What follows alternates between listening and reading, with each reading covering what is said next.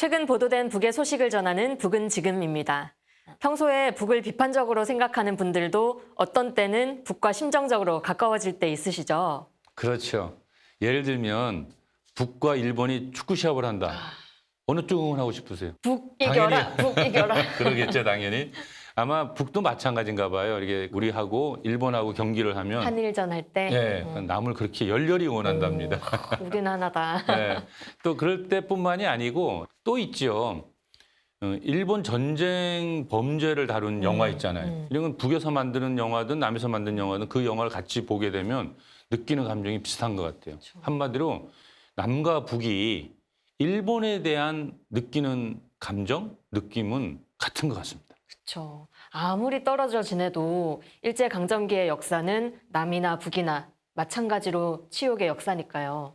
그래서 북은 중앙계급 교양관이라는 전시관을 통해 일제강점기 당시 일제 만행을 인민 학생들에게 교육하고 있다 합니다. 오늘은 최근 방영된 중앙계급 교양관 관람기, 사진으로 보는 일제의 만행을 함께 시청하겠습니다. 여기 중앙계급교양관에는 과거 우리 인민들을 대상으로 일제가 감행한 피비린 만행들을 보여주는 자료들이 수많이 전시되어 있습니다. 우리 인민에게 끼친 죄악의 만행 자료들을 돌아보는 우리의 눈앞에 한 장의 사진이 가슴 아프게 안겨왔습니다.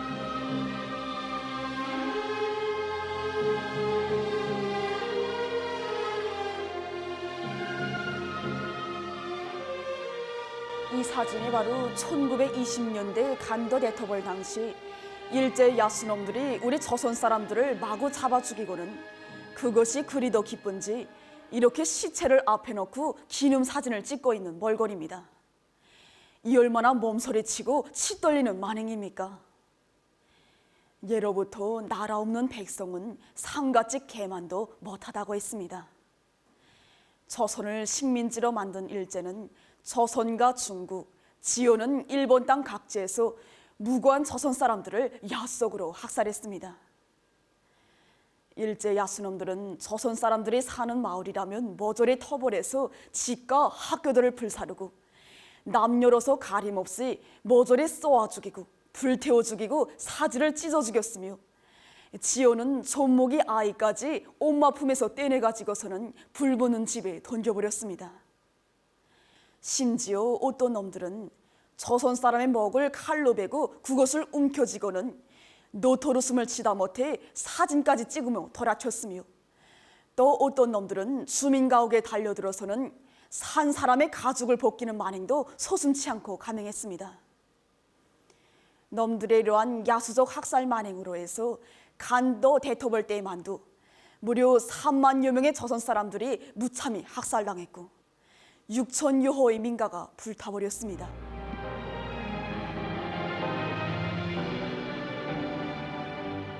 사진의 의미가 완전히 뒤바뀌어 안겨오는 여기 중앙계급교양관의 전시 자료들.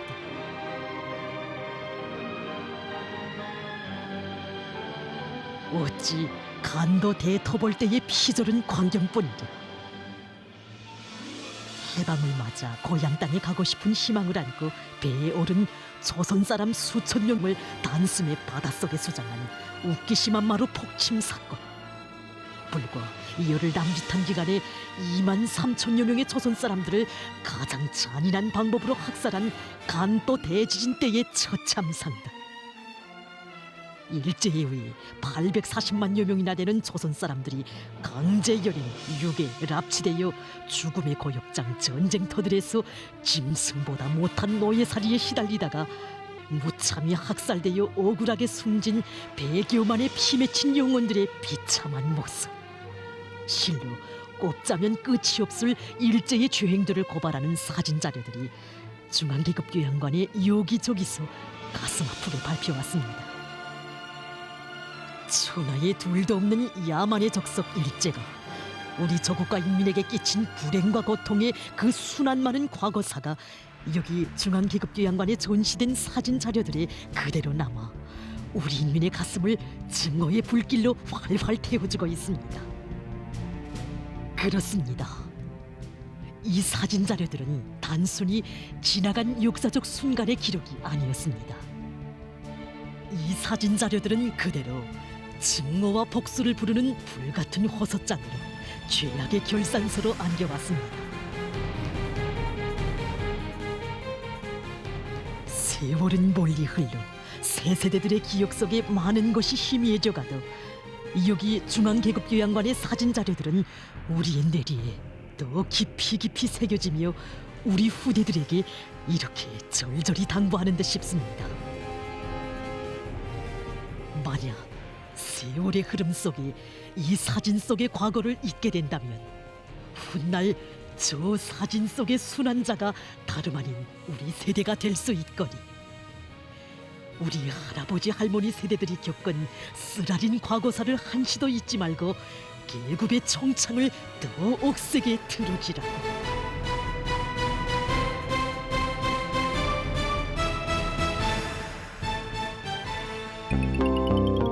어떻게 보셨나요?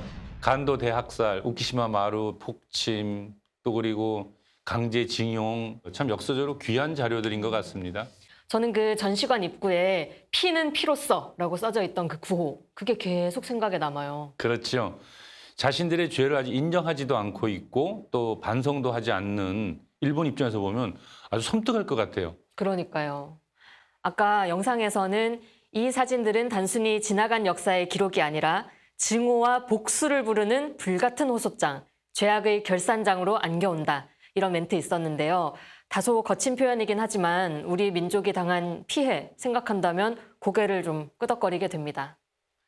역사를 잊은 민족에게 미래는 없다라는 말이 있죠. 가슴 아픈 역사는 남과 북 모두가 함께 기억하고 바로 세워나가야 하지 않을까요? 그렇습니다. 좀 분위기가 무거운데요. 이번에는 시원한 소식 한번 전해볼까요? 네, 북에서 최근 성중앙기관 일꾼 수영 경기가 진행되었다고 합니다. 성중앙기관 일군 수영 경기가 3일부터 5일까지 창광원 수영장에서 진행됐습니다. 80여 개 단위에서 선발된 500여 명의 남녀 선수들이 참가한 경기는 4계조로 나뉘어 벌어졌으며 승자전의 방법으로 순위를 결정했습니다. 경기에서 참가자들은 체육을 대중화, 생활화할 때 위한 당정책을 넣기 받들고 평시에 수영을 정상적으로 하면서 련마이형 기술을 남김없이 발휘했습니다. 이번 경기에서는 류케운송, 무역은행, 인민봉사지도국, 외국문 출판사가 저에서 각각 1등을 쟁취했습니다. 우수한 성적을 쟁취한 단체들과 선수들에게 표창장과 메달이 수여됐습니다. 성과 중앙기관 일꾼 수영 경기 잘 보았습니다. 시원하죠? 네, 잘 봤습니다. 그런데 성에서 일하는 일꾼, 이 성이 캐슬을 뜻하는 건 아닐 것 같은데요. 약간 설명이 필요합니다. 예, 우리로 따지면은 이제 정부 중앙 부처를 말합니다. 그러니까 예를 들어 외무부라 하잖아요. 우리는 그렇죠. 예, 북에서는 외무성. 외무성. 예, 우리는 이제 장관이라 하잖아요. 네. 북에서는 상이라고 하거든요. 예를 들어 외무부 장관, 여기는 외무성, 외무상입니다. 이게 팁입니다. 그럼 한마디로 정부 중앙 부처에서 일하는 분들의 체육 경기였다. 그렇죠. 그런 뉴스네요. 예, 예. 그런데 아까 보도에서 체육을 생활화, 대중화할 때 대한 당정책을 받들어 수영을 한다 이런 얘기가 있더라고요. 예. 아무튼 모든 분야의 모든 활동을 다 당 정책을 받들어 수행한다. 참 독특한 문화죠. 근데 여기서 체육 활동의 대중화 그리고 생활화라는 대목은 굉장히 우리들의 간절한 바람하고도 좀 연결이 되는 것 같아요. 우리도 이렇잖아요. 운동해야 되는데 산에 가야 되는데 이런 강박관념이 늘 있잖아요. 맞아요. 남과 북의 모든 국민의 건강을 위해서 이건 공동구호로 해야 되겠네요. 체육의 생활화, 체육의 대중화. 체육의 대중화, 체육의 생활화.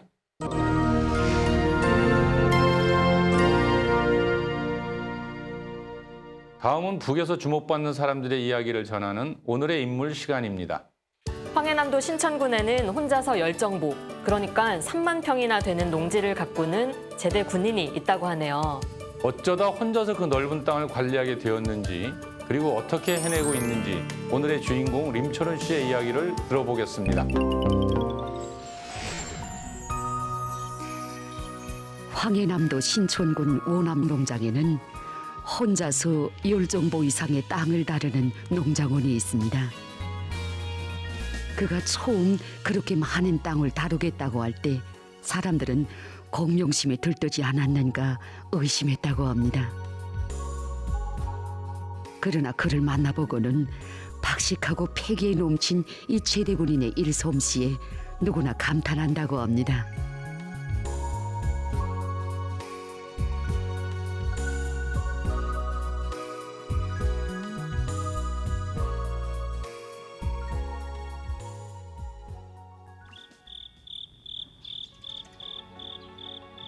그날 우리 작업반에서는 다음 해부터 10정보의 땅을 더 관리해야 할 문제를 놓고 토의가 있었습니다.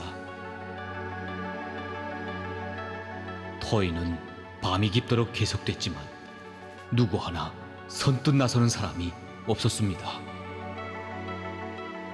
10정보, 그 아까운 땅을 묵여야 한단 말인가? 제대군인 님철은 대답하라. 그날 밤 저는 잠들 수 없었습니다. 어머니, 암만 생각해도 해야 될 것 같다고 그러면서 노게 마음 먹고 하겠다 그러나 기기 간단한구나 하지 못해. 듣는 사람들 모두가 다 반대해서 처음엔 정말 이게 내가 엄청난 이런 결심을 하지 않았는가 하고 많이 흔들렸댔습니다.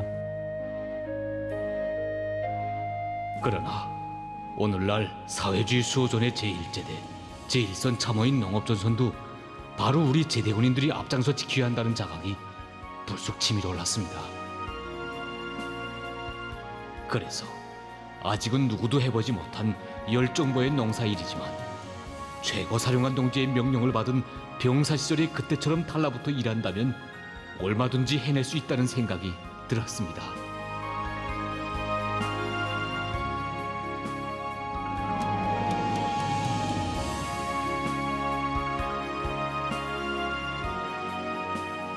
그러나 말처럼 쉽지 않았습니다.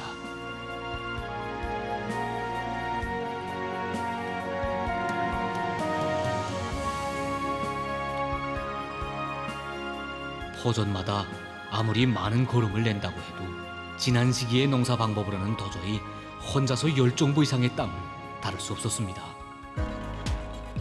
그래서 농사 방법을 노력 절약형, 물 절약형, 에너지 절약형으로 전환했습니다.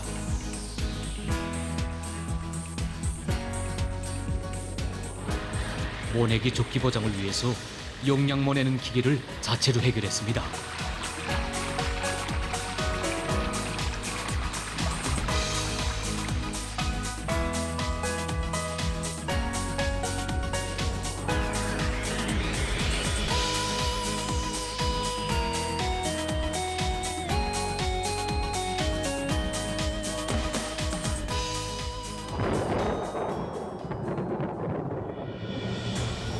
(2020년 8월) 우리나라를 휩쓴 태풍은 제가 맡은 포전도 사정없이 휩쓸었습니다. 그래서 그 해에 남들보다 알곡 소출을 많이 냈다고는 하지만 제가 세웠던 높은 목표에는 도달하지 못했습니다. 그러나 2021년 농사에서는 알곡 생산 계획을 100% 수행하게 됐습니다.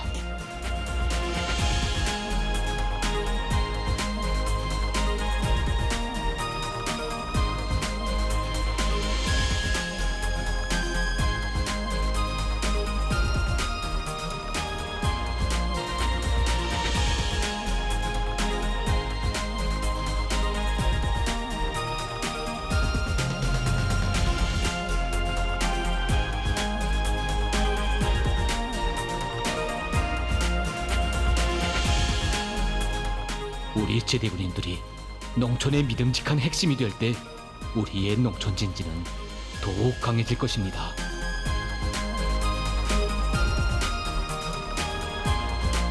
어젯날에는 총대로 조국을 지켰다면 오늘은 쌀로서 사회주의를 지키는 데서도 저는 언제나 선구자가 되고 전처병이 되겠습니다. 언제나 군사복무의 그 나날처럼 살겠습니다. 불가능한 일일 것 같았는데 스스로 연구해서 여러 농법을 활용해 풍년을 이뤄내셨습니다. 노력절약형, 물절약형, 에너지절약형. 그 농법이 효과를 본 셈이네요. 어느덧 북녘이 하루날이 저물어 가네요. 시청자 여러분, 오늘도 북과 조금 더 가까워진 기분 드시나요? 앞으로도 있는 그대로의 북녘 소식 여러분께 꾸준히 전해드리겠습니다.